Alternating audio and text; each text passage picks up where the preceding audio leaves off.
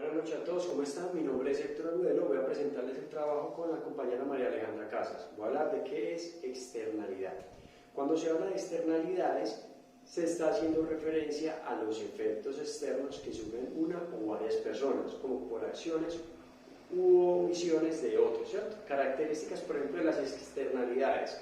Pueden ser positivas o pueden ser también externalidades negativas. Vamos a hablar de las positivas. Una externalidad positiva puede ser, digamos, un ejemplo de dos formas de producción. Supongamos que existe un cultivo de árboles frutales en un lugar determinado, ¿cierto? Cerca de este se encuentra una empresa que extrae miel de abejas. Las abejas que producen miel necesitan de néctar de las flores, como sabemos.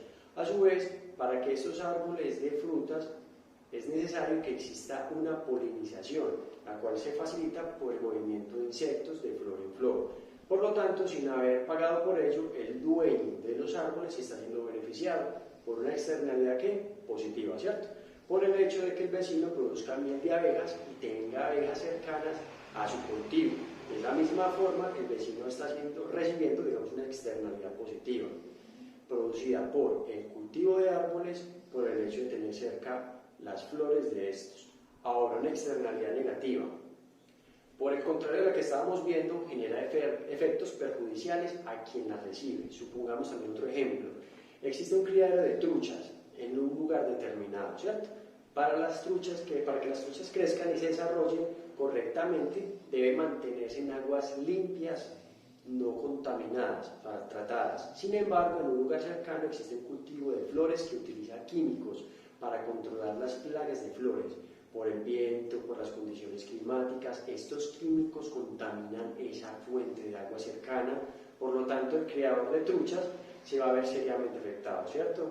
Por las acciones del cultivo de flores cercanas, es decir, está sufriendo de un efecto externo negativo. Ahora, por ejemplo, unas características de esto. Se dan con mayor frecuencia en actividades relacionadas con temas ambientales. Los activos ambientales no son que pena mercado del agua, es decir, en un mercado para ellos lo mismo no existen unos derechos de propiedad definidos. Como consecuencia de lo anterior, al mercado tampoco puede generar compensaciones económicas o las afectaciones por las externalidades a las acciones de instrucciones y una regulación ambiental clara como las soluciones para los problemas de las externalidades, en este caso negativas, de origen ambiental. Tanto las instituciones como las regulaciones deben buscar el bienestar de la sociedad en general, sin comprometer el bienestar de generaciones futuras. Ahora vamos a hablar de bienes privados, bienes públicos y recursos comunes, estas tres. ¿Qué son los bienes privados? Como dice el nombre, son tanto excluyentes como rivales en el consumo, considerado, por ejemplo, un vaso de helado. Un vaso de helado es excluyente porque algo tan simple, ya que puede ser para alguien que lo consuma, es decir, para la persona que pueda comprarlo, ¿cierto? Entonces, es el rival del consumo, ya que si una persona consume un vaso, no es posible que otra lo consuma, el mismo vaso, ¿cierto? La mayoría de los bienes de la economía es como esos vasos, por decirlo así, bienes privados. Esto impide que usted obtenga uno o menos haya pagado por él, ¿cierto? O sea, no lo debe haber pagado para poder consumir. Cuando analizamos la oferta y la demanda, la eficiencia de los mercados en los artículos anteriores, digamos que suponemos implícitamente que los bienes eran tanto excluyentes como rivales en el consumo. Ahora los bienes públicos no son ni excluyentes ni tampoco son rivales en el consumo. Esto no se puede evitar de que las personas utilicen un bien público y este bien de una persona no reduce la capacidad de otra para usarlo. Por ejemplo, una alarma de tornados de un pueblo pequeño es un bien público, ya que cuando suena una alarma es imposible impedir que alguien la oiga, ¿cierto? Es decir, que no es excluyente. Más aún, cuando una persona obtiene el beneficio de la advertencia de esta alarma, no reduce el beneficio de nadie más.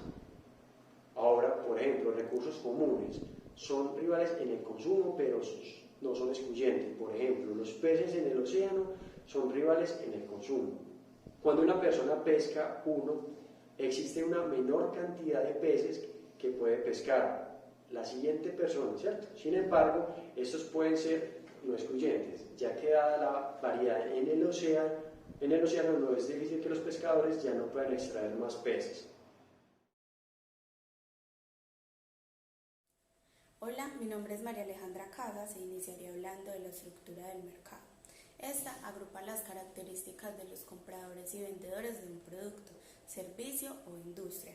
Así se considera principalmente el número de oferentes y demandantes, así como su poder de negociación, es decir, la estructura del mercado está constituida por los elementos que determinarán el precio y la cantidad que se terminará trazando. En general, existen dos tipos de estructuras de mercado, aquellas de competencia directa y competencia indirecta. Primeramente, la competencia son todas las empresas o personas que al vender sus productos de forma directa reducen las ventas y colocaciones del producto. Ahora vamos a hablar de los dos tipos y me pondré en la posición de una empresa X. La primera es la competencia directa, que es la que constituye o satisfacen de forma directa la necesidad a la cual está enfocada el producto o servicio que estamos planeando elaborar. Al adquirir el servicio de la competencia, nosotros dejamos de vender, ya que alguien más ha satisfecho la necesidad o deseo del cliente. Un ejemplo puede ser un negocio de pizzas que tiene como competencia a Domino's Pizza. También se puede deducir en las empresas que están en el mismo sector que nosotros, con canales de distribución idénticos y que sus productos o servicios son parecidos o similares a los nuestros. La segunda es la competencia indirecta, que al venderse contribuyen a disminuir las ventas de nuestro propio producto o servicio, aunque no compiten directamente con nosotros. Por ejemplo, un negocio de pizzas tendría como competencia indirecta comercios que promueven el consumo de productos de bajas calorías o para bajar de peso, como las ensaladas. Son todos los negocios que intervienen de forma lateral en nuestro mercado y clientes, que buscan satisfacer las mismas necesidades, pero de forma diferente y con productos sustitutos. La competencia indirecta también puede ser todas aquellas empresas que están en el mismo sector, con los mismos canales de distribución y cubriendo las mismas necesidades, pero el producto o servicio que ofrecen es diferente y satisface la misma necesidad. La teoría de juegos como campo de estudio comenzó a existir en 1928, cuando el matemático John Bohr Newman publicó una serie de análisis durante este periodo. Los estudios sobre teoría de juegos se concentraron sobre todo en teoría de juegos cooperativos. La teoría de juegos fue ganando peso a lo largo de los años 50, cuando se establecieron las primeras discusiones del dilema del prisionero y se desarrolló el equilibrio de Nash, el mayor exponente de los juegos no cooperativos. A lo largo de las últimas décadas se ha ido profundizando en la teoría de juegos, sirviendo esta de base para hacer aplicaciones en diversas áreas. La teoría de juegos es una rama de las matemáticas y de la economía que estudia la elección de la conducta óptima de un individuo cuando los costes y los beneficios de cada opción no están fijados de antemano, sino que dependen de las elecciones de otros individuos en la vida económica. Se dan infinidad de situaciones en las que dos o más personas, empresas o países tienen que elegir estrategias o tomar decisiones en las que se ven afectadas mutuamente. La teoría de juegos intenta analizar estos casos y se utiliza especialmente en economía para estudiar los mercados de oligopolio y duopolio, en los que dos o más agentes adoptan decisiones que afectan conjuntamente a todos los participantes. Esta teoría, que concibe a los individuos como homo economicus, entiende que el jugador elige las acciones que mejor satisfacen sus objetivos en base a sus creencias y a su vez demuestran cómo la cooperación conlleva el bien común de los agentes que la realizan. mientras que la actuación individual no. Uno de los juegos más estudiados por la teoría de juegos es el dilema del prisionero.